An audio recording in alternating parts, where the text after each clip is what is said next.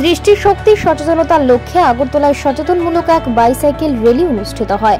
লক্ষ্য হলো উপযুক্ত চিকিৎসা নির্ধারণের জন্য দৃষ্টি ব্যাঘাত ঘটেছে তা সম্পর্কে মানুষকে সচেতন করা, মানুষের মধ্যে সচেতনতা বৃদ্ধি করতে দৃষ্টিশক্তি স্বল্পতা এবং অন্ধত্ব দূরীকরণে এদিনের এই র্যালির আয়োজন করে association of community ophthalmologist of India. র্যালিটি রাজধানীর বিভিন্ন পথ পরিক্রমা করে।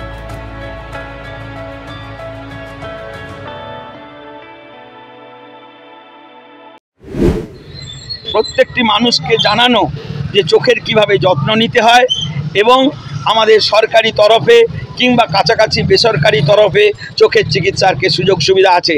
আজ আমার সঙ্গে আছেন আমাদের অখিল ভারতীয় সামুদায়িক নেত্র চিকিৎসক সমিতির ত্রিপুরা শাখার সভাপতি ডাক্তার বিজয় দেব বর্মন। আমার সঙ্গে আছেন অখিল ভারতীয় সামুদায়িক নেত্ররোগ বিশেষজ্ঞ সমিতির সহসভাপতি অধ্যাপক অমরকান্তি চাকমা।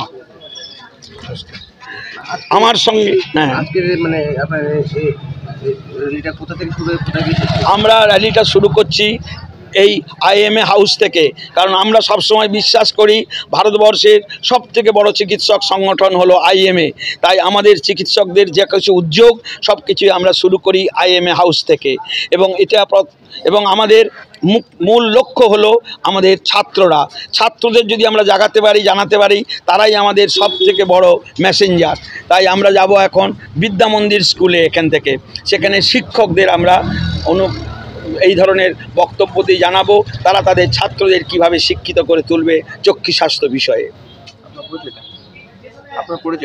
আমি অধ্যাপক স্বপন কুমার সামন্ত, আমি অবসরপ্রাপ্ত বিভাগীয় প্রধান রায়গড় সরকারি মেডিকেল কলেজ ছত্তিশগড়।